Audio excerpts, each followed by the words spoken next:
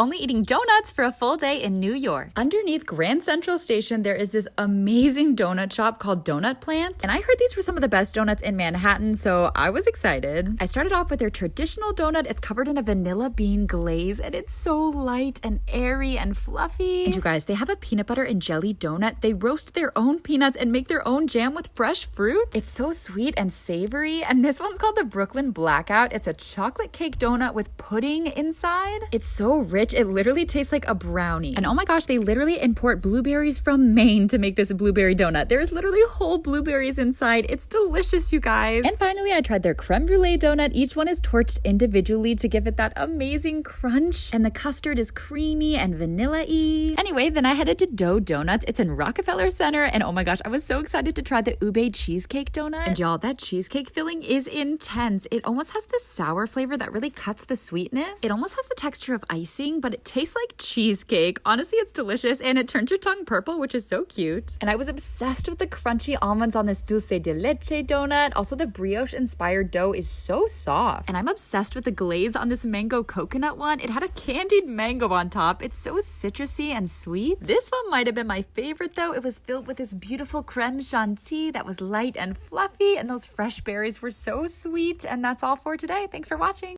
Only eating at bodegas for a full day in New York. You guys, there are over 8,000 of these little convenience stores all over New York, and they have the best food. I started off with freshly fried mozzarella sticks, and look at that cheese pull. Oh my gosh, they were so crispy too. And I only asked for one panini, but they gave me two. It had spicy chipotle chicken, Swiss cheese, and all of the veggies. Also, he gave me a side of sour cream. I'm not sure if I was supposed to dip the panini in it, but it was really good. Then I went to my friend's bodega, and I just asked the guy to make whatever he wanted, and he made me this amazing chicken parm sandwich. The bread was so soft and the chicken was so tender. Also, it was really cheesy and the sauce was actually like so tangy. It was delicious. And did you even go to a bodega if you didn't get the chopped cheese on a hero roll? That ground beef is savory and juicy and the cheese is always so melty. Yum. I also tried my friend's chopped cheese. She got it on this like hamburger bun that was really soft, and it's great no matter how you get it. The lettuce and tomato add that freshness. Oh, it's so good. And that's all for today. Thanks for watching.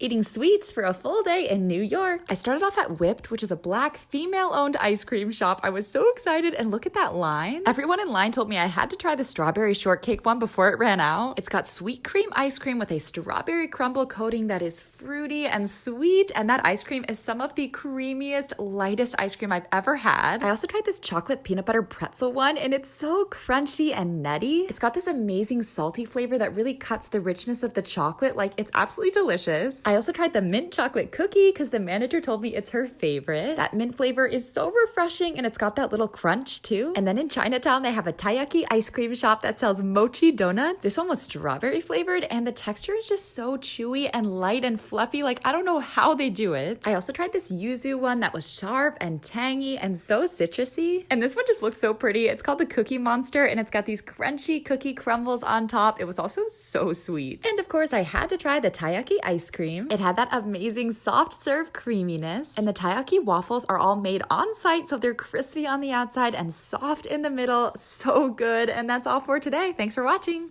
Everything I ate from a private chef. So my boyfriend's aunt is very well off. This is Blanca, her private chef. She is incredible, and she made this giant charcuterie board. You guys, look at the shrimp cocktail. It was so tangy and fresh. And I'm a sucker for baked brie. It's buttery and sweet, and that brie has such a creamy texture. And this bruschetta was so refreshing. The mozzarella was soft, and the bread was crunchy and crispy. And I tried pate for the first time, and y'all, it was so buttery. Honestly, delicious. And I was getting full, but Blanca was nowhere near done. She made this giant meal from scratch. She baked fresh focaccia and breadsticks. They were so garlicky and buttery and soft. And look at these lamb chops. They were so juicy and savory, but my favorite was the braised beef. It literally melted in my mouth. It was so tender. She also made this amazing pasta. It was perfectly al dente. I don't have time to include all the food, but I'll end it out with this ambrosia salad that was light and fluffy and fruity, and that's all for today.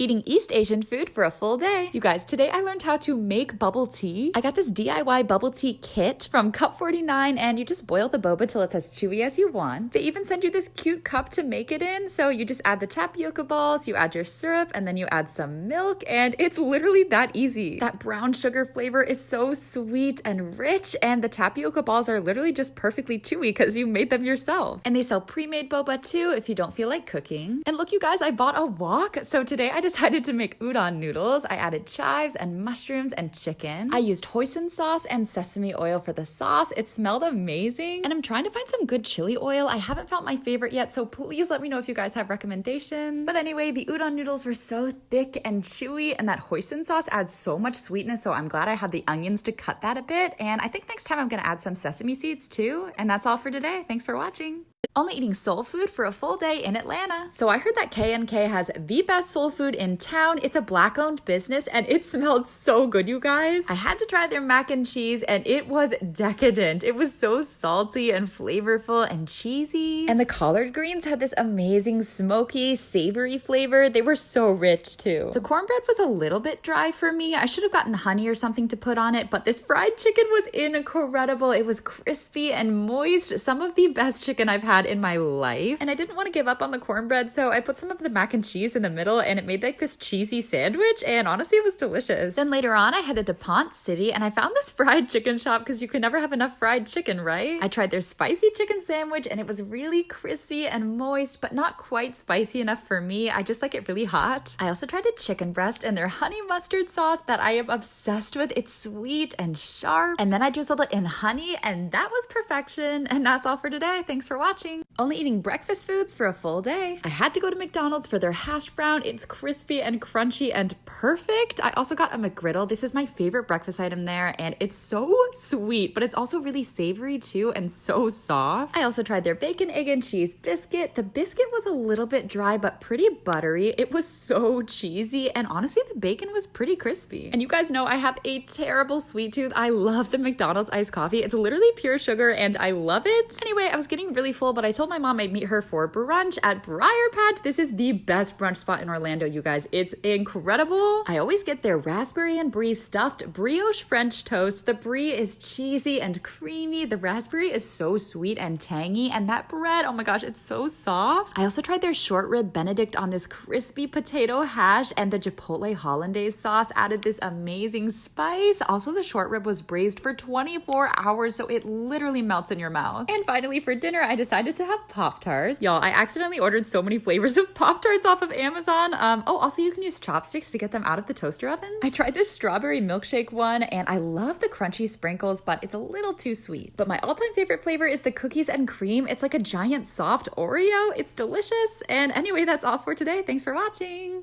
Only eating gas station food for a full day. So I saw Racetrack has fresh baked pizza. They also have tamales and jalapeno cheddar sausages. So you know I had to try that. They even had spicy mustard and Krispy Kreme donuts and like a million different flavors of slushies. I've never had a Dr. Pepper slushie before, so I was pretty excited, and honestly it was fire. It was still super fizzy and carbonated, and I was literally shocked by this hot dog. Like, the bun was soft, the sausage had a nice snap, and honestly it was pretty juicy. And if it's like 3 a.m. and you desperately need pizza, this does the trick. It's, you know, it's cheesy. And y'all, they had empanadas, and honestly it was pretty flaky. Could have been crispier, and the filling didn't do much for me, but I love the filling in this taquito. It was spicy, it had a nice shredded chicken flavor and a little crunch too. And I had to go back at night because I didn't know they have froyo and ice cream. I got some chocolate peanut butter swirl and some cheesecake, and you gotta load up on toppings because they don't weigh it. I always go for the mini Reese's and the cookie dough bites, and it's chocolatey, creamy, and a little crunchy, and that's all for today.